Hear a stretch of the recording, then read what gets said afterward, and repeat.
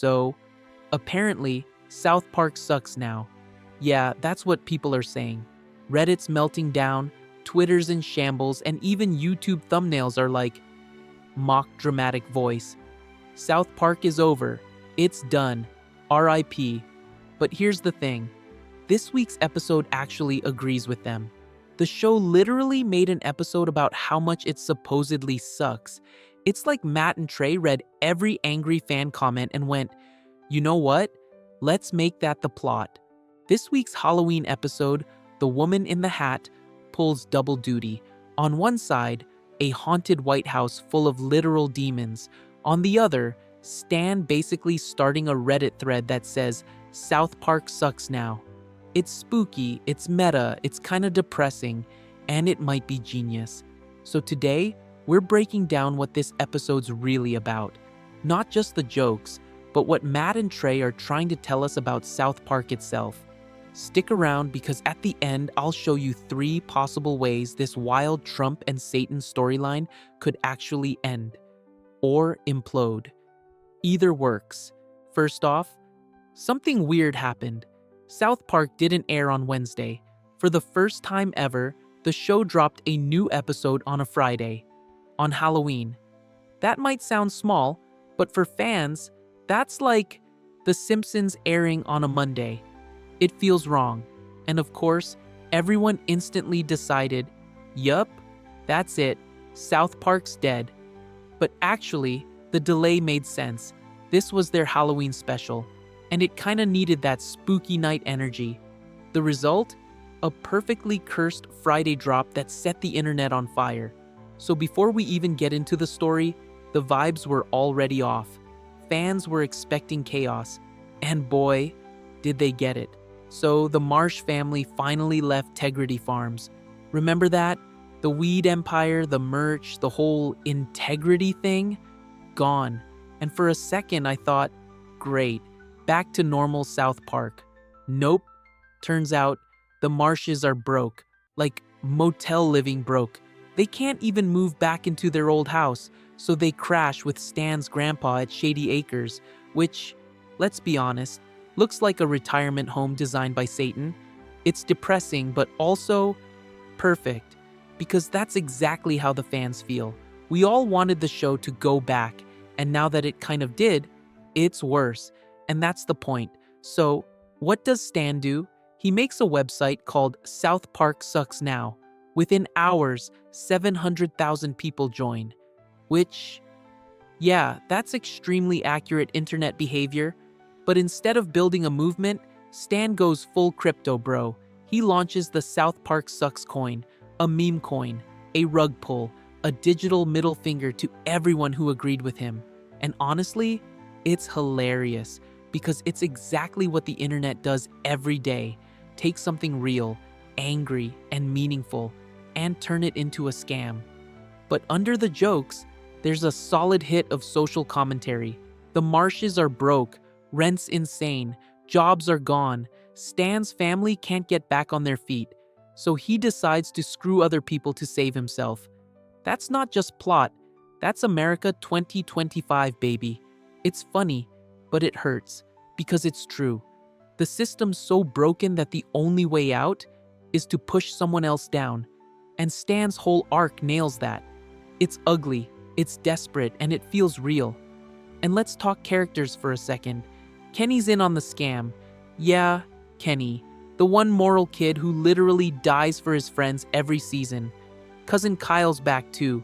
For the first time since the losing edge in, season 9? He's now basically the crypto plug who connects Stan's scheme to the Trump storyline. Kyle, the real Kyle, hates the idea, obviously. It's peak South Park, a family argument disguised as global commentary. And for fans, it's like watching our own takes get dragged. Every complaint we've ever tweeted, Matt and Trey just handed it to Stan and said, "Here, scream it at your dad." I respect the pettiness. So yeah, Stan's story works on 2 levels. It's funny and dark, but it's also a mirror held up to the fandom. Everyone says South Park isn't what it used to be, and this episode basically replies, neither are you.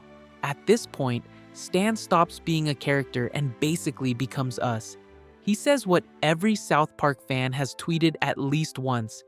Remember when it was just the boys doing stuff? Boom.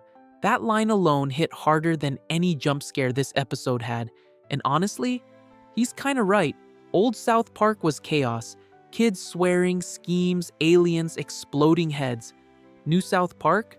Presidents, demons, politics, and Satan in a long-term relationship. Same show, different planet.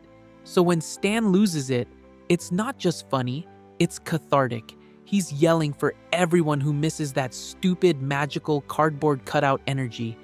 And then it gets creepy, because the show starts answering specific fan complaints. Stan literally calls out Kenny for never talking anymore, and every fan at home went, "Wait, yeah, where has Kenny been?" It's like Matt and Trey are spying on our Discord chats. Or maybe they just read Reddit. Same thing, really. That's the wild part. This whole episode feels like a conversation. Matt and Trey are literally talking to the audience. But is it love or sarcasm? Because turning fan criticism into plot points is either genius or the pettiest move ever made on television. Personally, I respect the pettiness. Either way, it's brilliant. The show's not ignoring the fans, it's roasting them. And somehow, that feels exactly like South Park. While Stan's busy rug-pulling his way through depression, the other half of the episode takes us straight to Washington. Yep, Trump, Satan, and a haunted White House. Because apparently, that's where South Park's political arc lives now. Cartman's still possessed, the Antichrist is still cooking, and for some reason, everyone's just chilling in a motel like it's a road trip from hell. This is where things get Halloween-level weird. Every member of Trump's crew is now a full-on monster. Kristi Noem's face is literally melting. Brendan Carr's a zombie mummy who lost his free speech. Don Jr. looks exactly the same, which is maybe the scariest part. And then there's Stephen Miller, now an Igor-type ghoul haunting the halls. The White House has officially turned into a Resident Evil DLC. And of course, the star of the episode, the woman in the hat.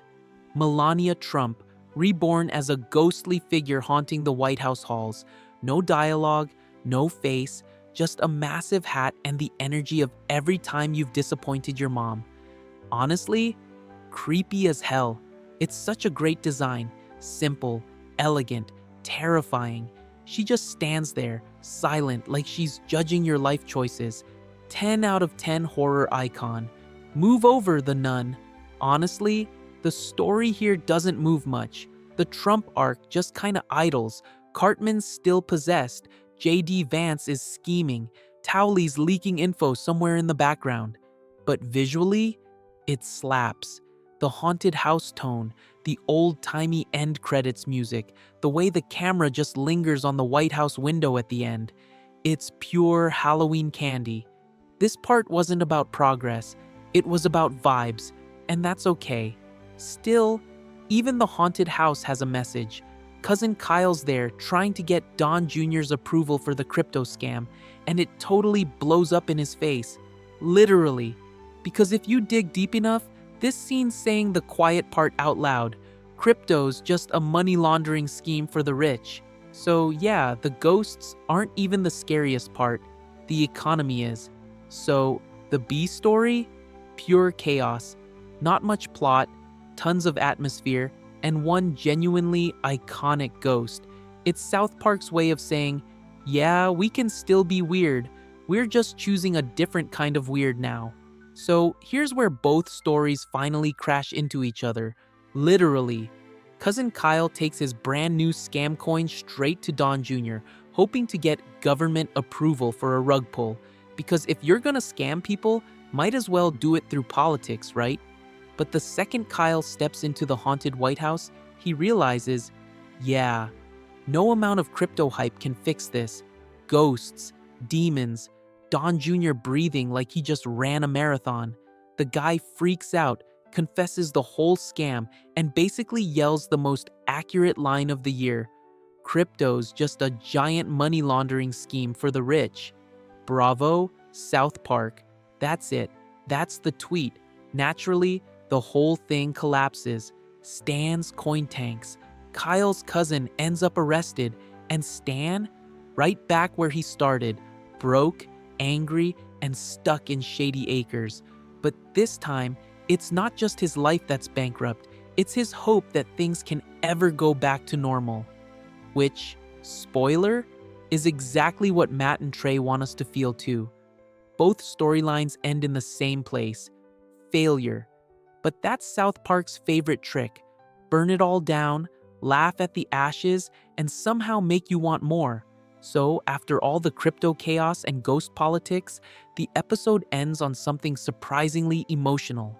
Stan looks around and says, "I know it's hard to see right now, but things will go back to normal." Which, let's be honest, is Matt and Trey talking directly to us. It's their way of saying, yeah, we know you miss the old South Park, but chill, we're not done yet. Basically, they're admitting two things at once. One, they get the nostalgia. Two, they're choosing not to cave to it. And that's very Matt and Trey. Every time the internet tells them to zig, they backflip into a completely different dimension instead. Fans say, "We want classic South Park." They reply, "Cool, here's Trump, Satan, and crypto scams." It's petty, it's self-aware, and it's art. If you boil the episode down, it's really about three things. One, fan dialogue, the show literally answering Reddit threads. Two, cultural reflection, a joke about crypto that's also a cry for help. Three, creative independence. They'll end this arc on their terms, not ours. And whether you love that or hate it, you have to admit, it takes guts to troll your own audience this hard. Now, some fans saw this as a confession, like, see, even they admit South Park sucks now. But that's not what's happening. It's not surrender. It's self-parody. The show's roasting itself before anyone else can. So yeah, Matt and Trey hear us. They just refuse to give us what we want the easy way. And honestly, that's why we keep watching. Okay, so after ghosts, crypto, and emotional damage, what's next? South Park clearly isn't done. We've got demons, an Antichrist baby, possessed Cartman, and a towel leaking government secrets. So let's talk endgame. 3 ways this season could wrap up, or completely implode. Option 1, the classic hero route. Jesus snaps out of his weird power Christian phase, faces off against Trump and Satan, stops the birth of the Antichrist, and South Park returns to, quote, normal. Happy ending, roll credits, cue the theme song. Probability, let's say, 40%. Matt and Trey like a good redemption arc, but not too clean. Option 2, total chaos. The twist, power Christian Jesus turns out to be the Antichrist. Boom, instant Reddit meltdown. It'd be classic South Park, shocking, stupid, kind of genius. Everyone loses, and we end on a freeze frame of Cartman screaming. Probability, 30%, because Matt and Trey love trolling every religion equally. Option 3, the slow burn payoff. Cartman, still possessed, somehow ends up saving everyone. Towelie leaks the truth. J.D. Vance and Peter Thiel implode. Trump and Satan cancel each other out, and we get one big messy reset. Probably the most satisfying version, which means it's the least likely one. Probability, 10%, because South Park doesn't do happy endings. They do weird ones. Whichever way it ends, one thing's certain: South Park's gonna troll everyone, including itself. And honestly, that's the only ending that really fits. So, was The Woman in the Hat a top-tier South Park episode? Not exactly, but it was a clever one. The meta stuff? Fantastic. The White House horror vibe? Beautifully weird. The way it dragged the fandom and itself at the same time? Chef's kiss. It felt like South Park flexing. Yeah, we still know exactly what we're doing. Where it struggled was balance. The A and B stories barely touched until the end. And the Trump-Satan plot? Cool visuals, but kind of filler. It's like ordering a Halloween pumpkin spice latte and realizing it's just regular latte with a ghost sticker. Still, I had fun. It's smart, it's spooky, it's painfully self-aware. If South Park's midlife crisis means episodes like this, I'm fine with it. It's messy, but it's honest. And that's peak South Park. So yeah, The Woman in the Hat. Not perfect, but definitely memorable. South Park just pulled off a haunted house episode, a crypto roast, and a full-on fan therapy session, all at once. That's chaotic genius, and honestly, no other show could get away with it. Whether you loved it or thought it was a total train wreck, admit it. You can't look away. If you made it this far, you're the real MVP. Drop a comment.